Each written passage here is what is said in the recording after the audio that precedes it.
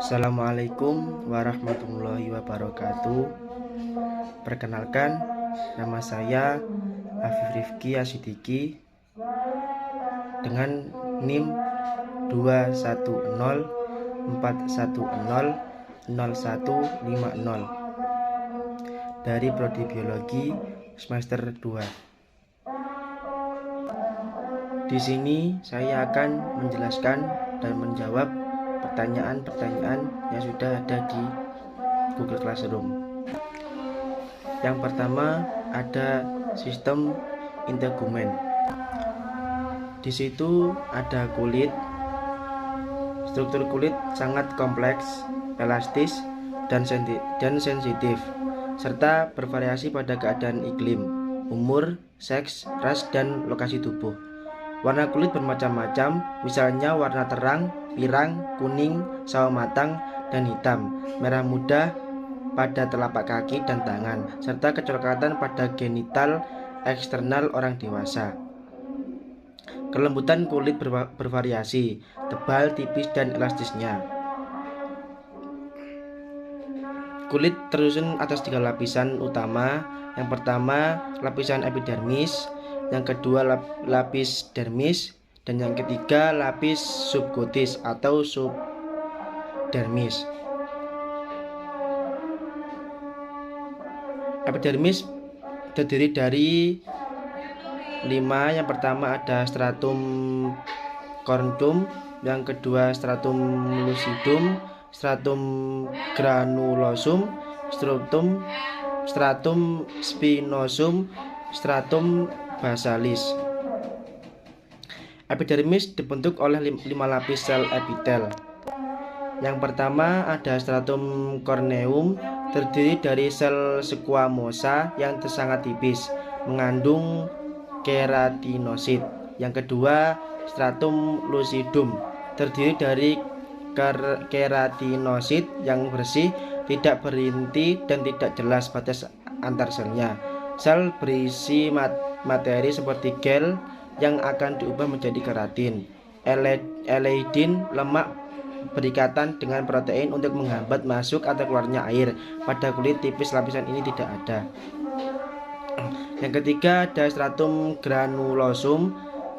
Proses keratinisasi dimulai dari lapisan ini, terdiri dari 2-4 lapis sel yang berisi granul yang dibutuhkan untuk pembentukan keratin. Sitoplasma sel memiliki kadar enzim lisosom yang tinggi. Inti sel tidak ada dan berdegenerasi. Pada kulit tipis lapisan ini tidak ada. Yang keempat ada stratum spinosum, terdiri dari 8-10 lapis sel yang berbentuk tidak teratur. Sel pada lapisan ini kaya akan RNA yang menginisiasi sintesis protein untuk produksi keratin. Yang kelima ada stratum basale, terdiri dari 1 lapis sel kolumnar yang dapat mengalami mitosis, aktivitas regenerasi. Sel berpindah dari lapisan terbawah ke paling atas. Epidermis tersusun atas lapisan tanduk dan lapisan Malpighi. Lapisan corneum merupakan lapisan kulit mati yang dapat mengelupas dan digantikan oleh sel-sel baru. Lapisan Maglibi terdiri atas lapisan spinosum dan lapisan germinovativum. Lapisan spinosum berfungsi menahan gesekan dari luar. Lapisan germinativum mengandung sel-sel yang aktif membela diri, menggantikan lapisan sel-sel pada lapisan corneum. Lapisan Malpighi mengandung pigmen lemanin yang memberi warna pada kulit. Yang kedua ada dermis. Lapisan ini jauh lebih tebal daripada epidermis, terbentuk oleh jaringan elastis dan fibrosa, padat dengan elemen seluler, kelenjar, dan rambut sebagai adnexa kulit. Dasar lapisan dermis ini terdiri atas cairan kental asam hyaluronat, kondroitin, sulfat, dan sel-sel dan sel-sel fibroblast. Kolagen muda bersifat lentur namun dengan bertambahnya umur menjadi stabil dan keras. Retikulum mirip dengan kolagen muda. Elastin biasanya bergelombang, berbentuk amors, mudah mengembang dan elastis. Yang selanjutnya ada pembuluh darah. Lapisan dermis sangat kaya dengan pembuluh darah yang memberi nutrisi penting untuk kulit, baik vitamin, oksigen maupun zat penting lainnya untuk metabolisme sel kulit. Selain itu, pembuluh darah juga bertugas mengatur suhu tubuh melalui mekanisme proses pelebaran atau dilatasi pembuluh darah. Kelenjar pada kulit terdapat di bagian dermis, terdiri atas kelenjar keringat dan kelenjar sebasea. Berdasarkan ketebalannya, kulit dibedakan menjadi dua. Yang pertama kulit tipis dan yang kedua ada kulit tebal. Selanjutnya ada kelenjar keringat, merupakan bagian dari fungsi ekskresi dan termoregulasi, pengaturan panas tubuh, serta mengandung air, elektrolit, garam, sisa-sisa karbohidrat, glukosa, protein, dan asam laktat. Derajat keasaman keringat berkisar antara 4,0 sampai 6,8. Mekanisme termoregulasi pada suhu lingkungan tinggi atau panas, kelenjar keringat menjadi aktif dan pembuluh kapiler dan di kulit melebar. Melebarnya pembuluh kapiler akan memudahkan proses pembuangan air dan sisa metabolisme. Aktifnya kelenjar keringat mengakibatkan keluarnya keringat ke permukaan kulit dengan cara penguapan. Penguapan mengakibatkan suhu di permukaan kulit turun sehingga kita tidak merasakan panas lagi. Sebaliknya, saat suhu lingkungannya rendah atau dingin, kelenjar keringat tidak aktif dan pembuluh kapiler di kulit menyempit. Pada keadaan ini, darah tidak membuang sisa metabolisme dan air. Akibatnya, penguapan sangat berkurang sehingga suhu tubuh tetap dan tubuh tidak mengalami kedinginan. Keluarnya keringat dikontrol oleh hipotalamus atau bagian dari otak.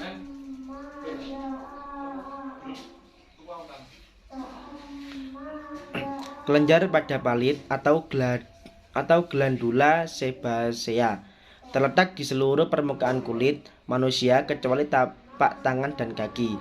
Disebut juga kelenjar holokrin karena tidak berlumen dan sekret kelenjar berasal dari dekomposisi sel.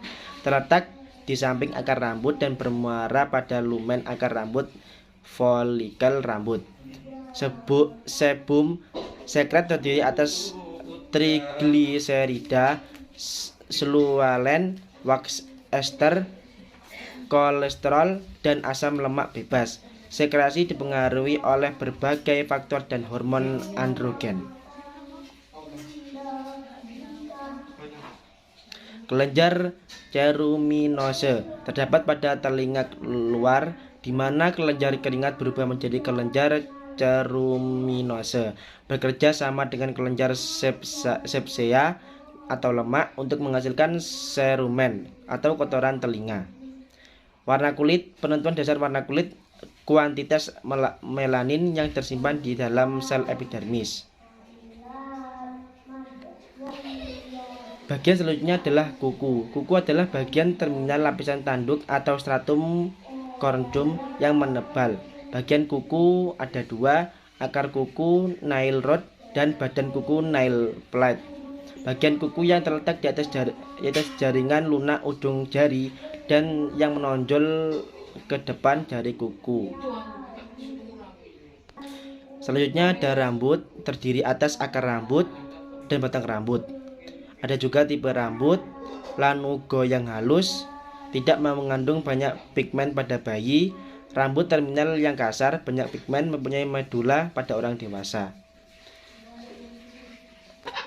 Pertumbuhan rambut sendiri ada 3 fase. Yang pertama ada fase anagen, yang kedua ada fase telogen, dan yang ketiga ada fase katagen. Komposisi rambut sendiri ada zat karbohidrat 50%, hidrogen 6%, nitrogen 17%, sulfur 5%, dan oksigen 20%. Selanjutnya ada fisiologi kulit.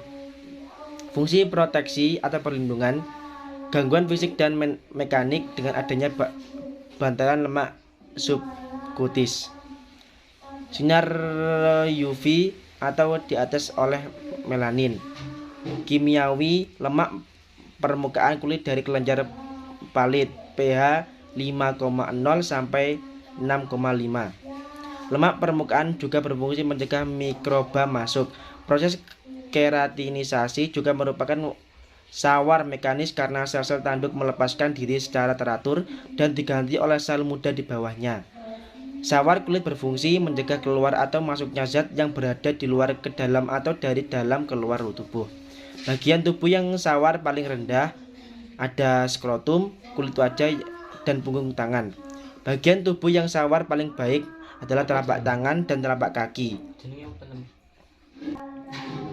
Dan fungsi lainnya adalah fungsi ekskresi, fungsi pengindera, fungsi termoregulasi, fungsi meladogenesis, fungsi keratinisasi, dan fungsi produksi vitamin D. Ada juga fungsi ekspresi emosi. Selanjutnya, pertanyaan yang kedua tentang otot kaki yang panas saat berlari. Keluhan nyeri disertai panas di telapak kaki banyak terjadi pada atlet. Kelainannya dinamakan plantar fasciitis, yaitu terjadi peradangan pada lapisan jaringan ikat di telapak kaki yang terutama dirasakan saat kaki mengalami pembebanan, misalnya saat berjalan, berlari, atau meloncat. Keluhan banyak dirasakan pada pagi hari ketika berdiri setelah bangun tidur, karena selama tidur kaki berada pada posisi rileks, dan ketika berdiri di pagi hari menerima beban yang relatif mendadak. Tidak ada berhubungan langsung antara kelainan ini dan jenis sepatu. Yang harus dilakukan adalah menambah porsi stretching atau peregangan pada telapak kaki dan tendon Achilles sehari 3-4 kali, masing-masing 20 menit.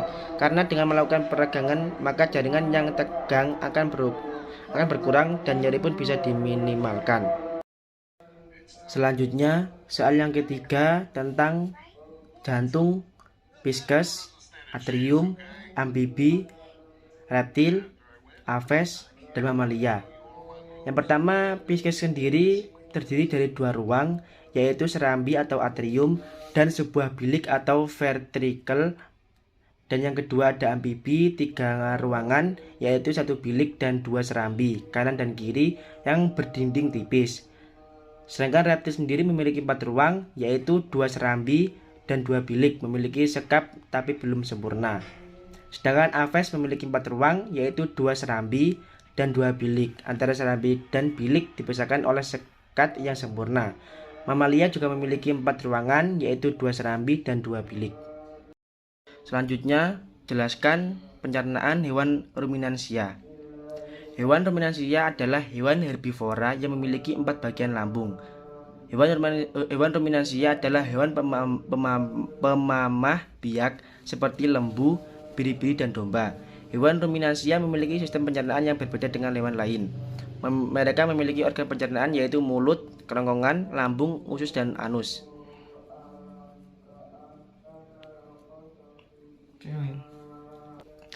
Di dalam lambung tersebut, mereka memiliki 4 bagian lambung.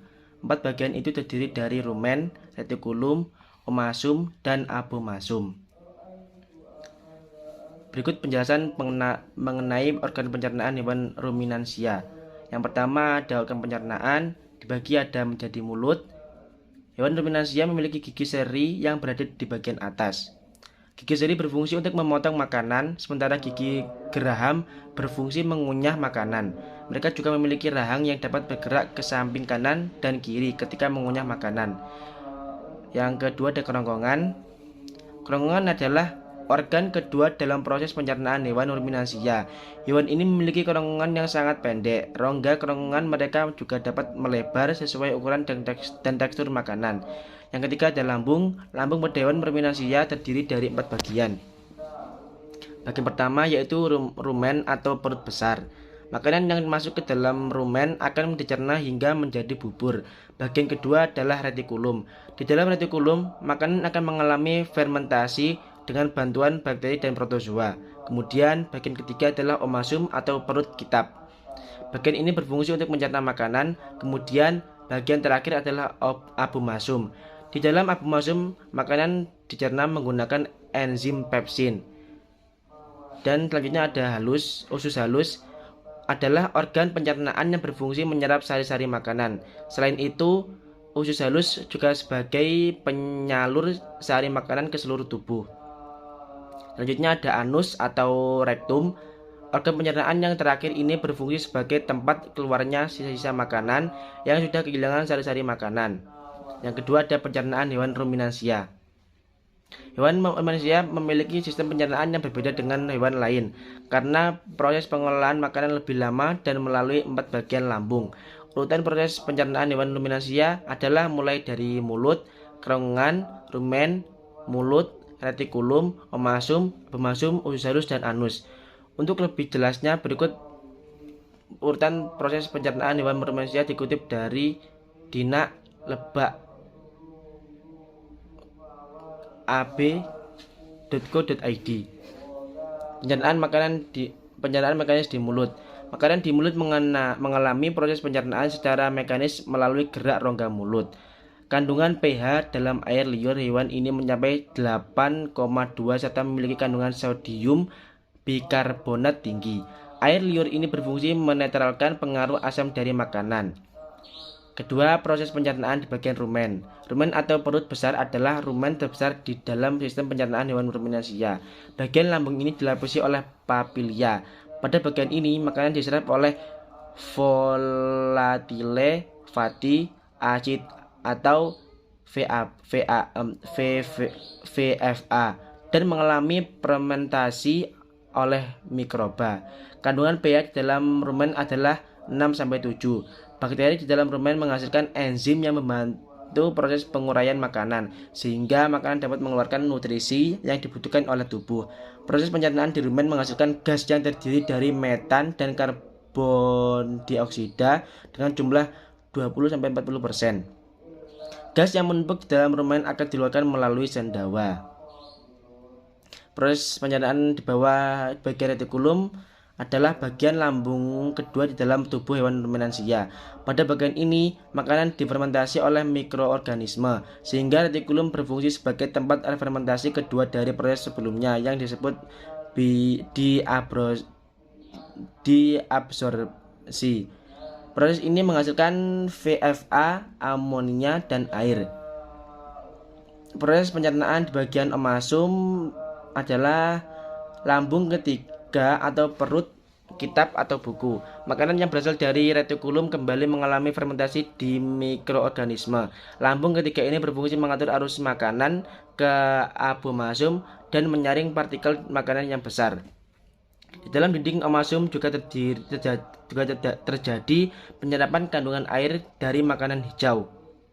Penyerapan tersebut dibantu oleh enzim yang bertugas menghaluskan makanan hijau seperti dedaunan. Proses pencernaan di bagian abomasum adalah lambung keempat ini terdiri dari 3 bagian, yaitu florica, fundica, dan cardia. Di dalam abomasum terjadi proses pencernaan protein. Pengaturan arus digesta juga terjadi di abomasum menuju ke duodenum. Makanan di dalam abomasum akan dicerna kembali dengan bantuan asam klorida yang dapat mengaktifkan enzim pepsinogen. Pencernaan usus halus pada tubuh hewan ruminansia terdiri dari 3 bagian, yaitu duodenum, jejunum, dan ileum. Pada bagian duodenum terdapat kadar asam yang tinggi hingga bakteri dari lambung tidak dapat hidup di sini. Kandungan asam tersebut disebabkan oleh getah pencernaan dari pankreas, hati, kandung empedu, dan sel-sel kelenjar pada dinding sel usus halus. Makanan mengalami proses pencernaan kembali dengan bantuan enzim di dinding usus. Kemudian, makanan menuju ke bagian ileum yang berfungsi untuk memperluas penyerapan. Pencernaan usus besar memiliki dua bagian, yaitu caesum dan kolon. Sisa-sisa makanan dari usus halus didorong oleh otot peristaltik menuju ke usus besar. Penyerapan air dan mineral kembali terjadi di usus besar. Kemudian zat tersebut akan disalurkan ke seluruh tubuh. Sedangkan sisa makanan atau ampas dari penyerapan sari makanan akan dikeluarkan melalui rektum atau anus. Contoh dari hewan ruminansia ada sapi, kerbau, kambing, domba, rusa, dan kijang. Terima kasih. Mohon maaf bila ada kesalahan. Saya akhiri. Assalamualaikum warahmatullahi wabarakatuh.